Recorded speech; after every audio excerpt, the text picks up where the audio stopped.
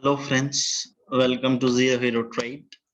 और आज अपन ना एक टॉपिक लेते हैं इंडिया विक्स के ऊपर कि इंडिया विक्स क्या होता है, एग्जैक्टली हाउ इट वर्क। और कई लोगों ने हो सकता है माइट भी बना रखे हो वीडियो, लेकिन मैंने सोचा चलो कोई ना, मैं ही एक बना देता हूँ मेरे हिसाब से, जो मेरे को लगता है, जो मेरे को समझ में आता है इसके बारे में, या मेरे खुद के व्यूज जो हैं इसको लेकर के, और exactly what is India VIX is all about. ठीक है, तो शुरू करने से पहले मैं कुछ चीज़ें आप लोग को बताना चाहूँगा गाइस। क्या होता है कि जनरली हम लोग ट्रेडिंग करते हैं, हम लोग लर्निंग करते हैं अपने हिसाब से, ठीक है? तो जब हम लोग लर्निंग कर लेते हैं ना, तो हम लोग को उसी लर्निंग के ऊपर अपना भरोसा रखना चाहिए, ना कि बजाय जो लोग टिप्स बाँटते फिरते हैं ना, वो। अब आप सोचो, मान लो सपोज़ मैं ही आपको एक टिप्स दे रहा हूँ, ठीक है? ये सब बातें मैं इसलिए कर रहा हूँ, क्योंकि जो रियल लाइफ़ एक्सपीरियंस मैंने फेस करे हैं ना, मैं उसके ऊपर आप लोग को बताना चाहता हूँ कि मतलब education is far much better then tips in stock market. अगर आप कोई चीज़ की एजुकेशन लेते हो, पैसे खर्च करके, that is far much better than what you are spending money on tips to other guy. जैसे मैंने सपोज़ एक तरीके से मैंने एक चैनल बना लिया मान लो, मैं अब उसमें आप लोग को बोल रहा हूँ कि आप लोग मेरे को है ना पैसे दीजिए और मैं आपको टिप्स प्रोवाइड करूँगा। यार एक बात बताओ, इंट्राडे में एक लॉजिकली बात कर रहे हैं, जब तक वो टिप्स मैं आपको लिखने जाऊँगा, जब तक वो मूव आ चुका होता है। और कई लोग तो जानबूझ करके जब लिखते हैं, जब वो मूव आ जाता है ना, फिर लिखते हैं, आहा! 290, 390 और ये हो गया। तो that is all all fake, ठीक है?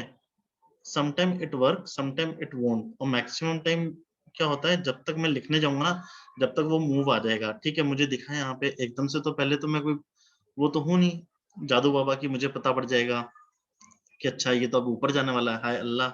हैं? ऐसा तो होगा नहीं इसमें।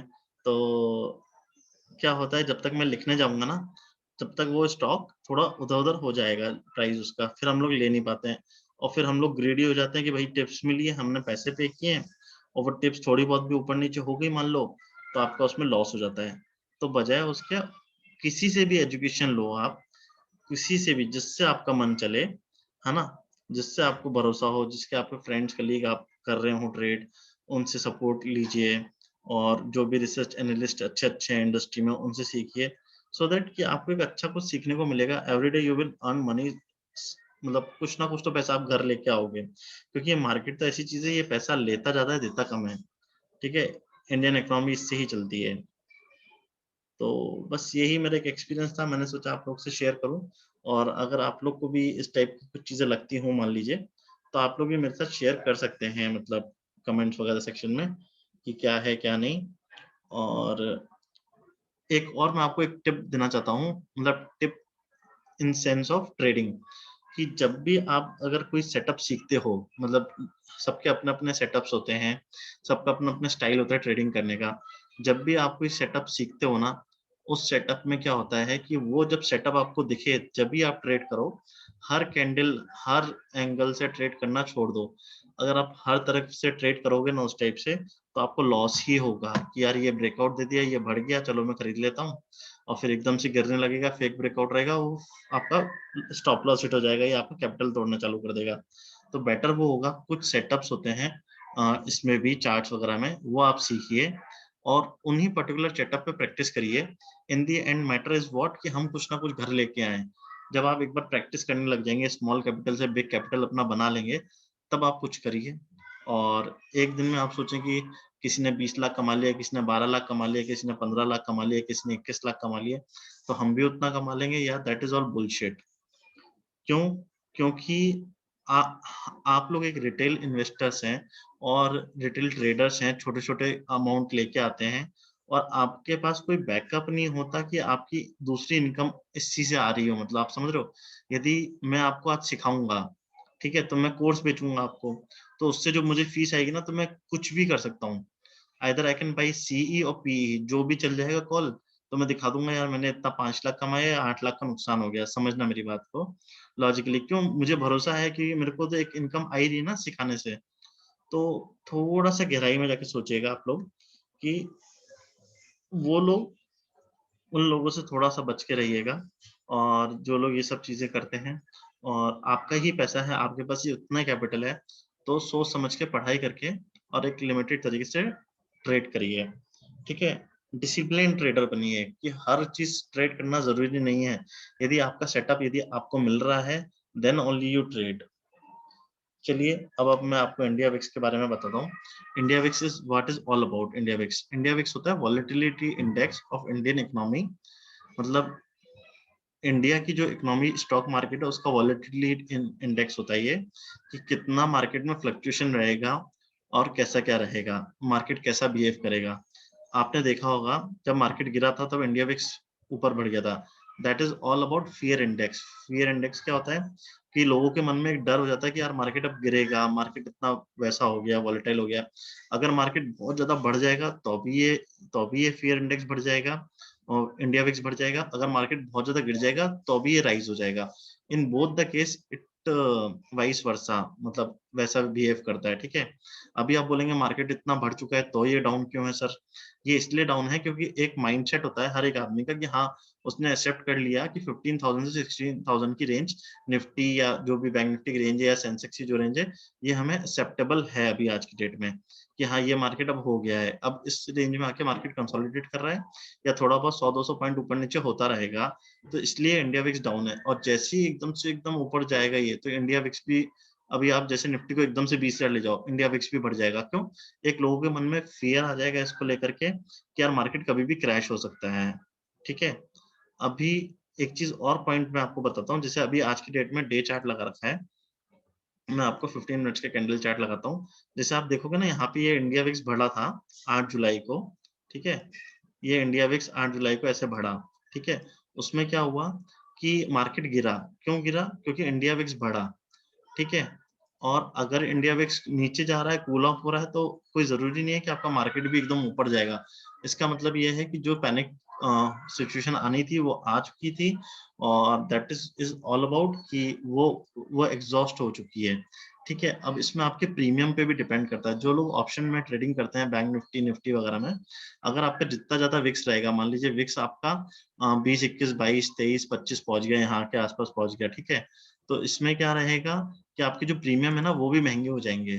प्रीमियम्स अगर इस लेवल पे आ रहा है तो आपको जो प्रीमियम्स रहेंगे, प्रीमियम ईटिंग ज्यादा होगी, प्रीमियम ऊपर बहुत ज्यादा बढ़ जाएंगे आपके, मतलब जो होता है ना खरीदने की क्षमता होती है कोई चीज के लिए ऑप्शंस की, वो बहुत महंगी कॉस्टलियर हो जाएगी। अब जितना इंडिया विक्स नीचे रहेगा उतना ही ये सब चीजें इजिली मूव करेंगी। मतलब जैसे इंडिया विक्स आपका आज 12 के आसपास चल रहा है तो आपको जो ऑप्शंस है ना, ऑप्शन के चार्ट भी वगैरह भी कम मिलेंगे। अब जैसे अपन देख लेते हैं 35,000 100 का मैं पुट निकाल लेता हूँ इसमें, ये 255 में मिल रहा है खाली। जस्ट नियर बाई पुट है इसके ऊपर वाला, ठीक है, 15 वाला तरीका। ये मुझे 255 में मिल रहा है। 255 में क्यों मिल रहा है ये? क्योंकि अभी इंडिया विक्स लो है, नहीं तो ये मुझे मिलता जैसे बहुत हाई रेट में मिलता काइंड ऑफ करके, ठीक है। और ये तो कल इसलिए बढ़ गया क्योंकि ये बढ़ गया था ऑप्शंस, ठीक है, कल गिरा था मार्केट इसलिए। तो ये बहुत लो रेट में मिल रहा है हमको। प्रीमियम जो होते हैं विक्स के चक्कर में थोड़े कम हो जाते हैं। और ये यदि मान लो ज्यादा रहेगा तो ये जैसे इंडिया विक्स यदि ज्यादा रहेगा मान लीजिए सपोज, तो क्या रहेगा, प्रीमियम आपके बहुत ज्यादा बढ़े हुए मिलेंगे। और एक फैक्टर इसमें ये भी होता है, जो लोग ऑप्शन राइटर होते हैं उनको मालूम होता है कि जैसे मान लीजिए ये एक रेंज रहेगी निफ्टी की, यही रेंज रहेगी, तो वो लोग ये भी शॉर्ट करते हैं, ये लेवल भी शॉर्ट करते हैं। तो वो लोग एक्चुअल में पैसा इसमें कमाते हैं। बाकी लोग जो ऑप्शंस बायर्स होते हैं they all lose money because they don't know which में मार्केट विल गो। तो ये जो रेंज आप देख रहे हैं ना, यहाँ से ये वाली रेंज पे, ये इसके इधर इधर वाले या इधर वालों ने जितने ने भी ऑप्शन शॉर्ट किए होंगे उन लोगों ने खूब अच्छा खासा पैसा इसमें कमाया होगा, ठीक है। तो this is all India VIX is all about. तो जब, अब एक नेचुरल चीज मैं आपको बताता हूँ, जब भी आप लोग ट्रेडिंग कर रहे होंगे तो कोई भी इंडिया विक्स की तरफ बार बार नहीं देखता रहता कि क्या अप हो रहा है क्या डाउन हो रहा है, ठीक है। एक टेंटेटिव रेंज हम लोग आइडिया करते हैं कि यार इंडिया विक्स 12 के आसपास आज दिन भर चल रहा है, ठीक है, कोई बात नहीं, है ना। तो एक वो रेंज लगा लेते हैं अपन कि ऐसा चलेगा। और जब भी आप देखोगे ना, अभी जैसे बैंक निफ्टी है, थोड़ा बहुत मोमेंटम करेगा मान लीजिए, ठीक है। मोमेंटम क्या करेगा, जैसे 100-200 पॉइंट ऊपर गया, 100-200 पॉइंट नीचे आया, तो आप उसमें प्रीमियम देखोगे ना, प्रीमियम में उतना ज्यादा फ्लक्चुएशन वॉलेटिलिटी नहीं रहेगी। जितना ज्यादा विक्स हाई रहेगा उतनी ज्यादा वॉलेटिलिटी इंडेक्स में रहेगी, जितना लो रहेगा उतनी वॉलेटिलिटी कम रहेगी। तो अभी India VIX is very low, तो वॉलेटिलिटी जो रहेगी मार्केट में, इंडियन मार्केट में, वो बहुत कम रहेगी। India VIX has to be near around 15 plus so that volatility index में बनी रहे। और आपको 1 आवर चार्ट में अगर मैं एक चीज दिखाऊंगा, क्या हो गया, इसको लोड क्यों नहीं कर रहा, मैं 1 डे का चार्ट ले लेता हूँ। आप देखोगे ना इस टाइम पे ये जो प्रीवियस जो है, अब ये प्रीवियस जो एरिया चल रहा है जितने में भी, ये इंडिया विक्स डाउन दिख रहा है आपको नवंबर और जो भी है, जितने टाइम में भी एक रेंज में बना देता हूँ। ये एक रेंज आपको मतलब यहाँ से ये जो जा रही है ना, ये लाइन के अंदर जितना भी रहा है इंडिया विक्स, ठीक है, ये लाइन के और इस लाइन के अंदर जितना भी रहा है उतने में मार्केट ने कंसोलिडेट ही करा है। जब ये रेंज टूट करके ऊपर नीचे कहीं हुआ है मार्केट, तब अच्छा खासा किसी को प्रॉफिट वगैरह मिला है। तो अगर वॉलेटिलिटी चाहिए इंडेक्स में, तो इंडिया विक्स जो है नियर अराउंड 18 20 17 ये इतना चलते रहना चाहिए, 21, ताकि एक अच्छी वॉलेटिलिटी क्रिएट होती रहे। तो अभी मुझे नहीं लग रहा मार्केट में बहुत ज्यादा वॉलेटिलिटी रहेगी, क्योंकि इंडिया विक्स भी अंदर नियर अराउंड 9 टू एक रेंज में बताइए ना, 9 टू 15-16 ही रहने वाला है। तो बहुत ज्यादा आप एक्सपेक्ट मत करिए मार्केट में मूव, अनटिल अनलेस ये बहुत ज्यादा ऊपर नहीं निकल जाए। तो इंडिया विक्स के बारे में यही था दोस्तों। और एक हाँ, एक मैं आपको एक छोटा सा एक ट्रिक बताता हूँ, मतलब निफ्टी बैंक के बारे में, जो कल कई सारे लोगों ने जिसमें इसमें ट्रेड किया होगा उन लोग तो जानते ही होंगे, ठीक है। कल का ये लाइन कैसे,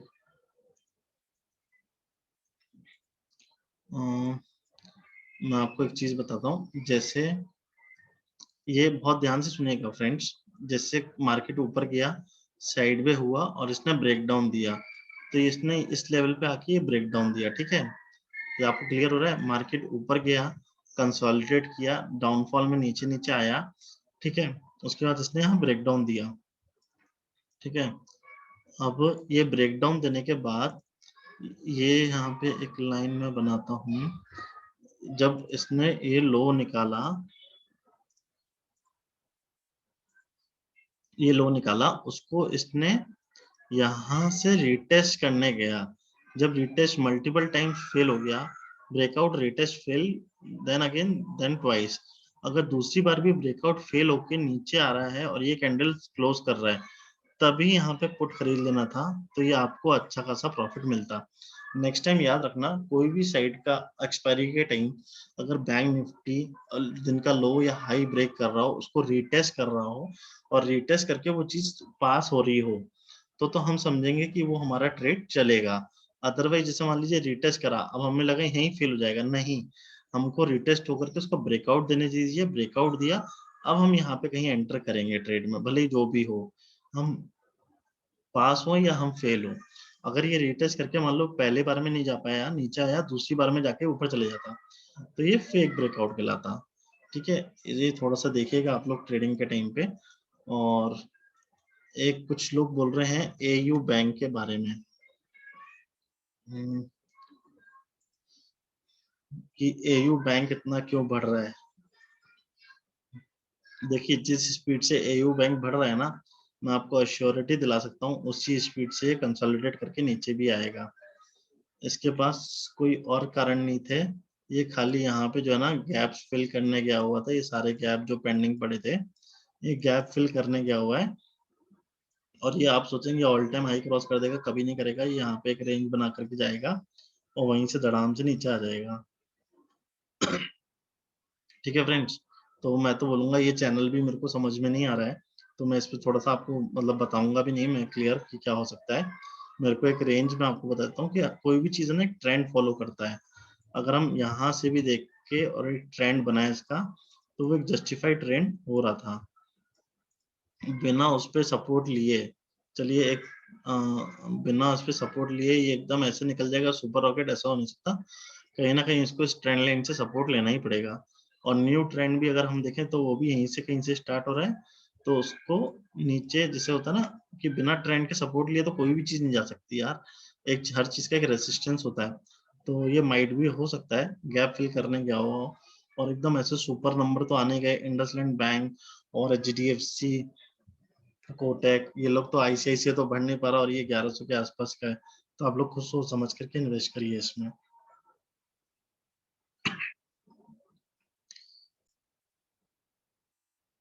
तो आप लोग खुद सोच समझ के इसमें ट्रेडिंग करिए। जिसको जो पुट और सी बाय करना हो, मैं तो बोलूंगा अभी अवॉइड करें, क्योंकि वी नेवर नो कि ये कब कहाँ पे कैसे क्या नीचे आएगा। ठीक है, alright, thank you and guys stay safe.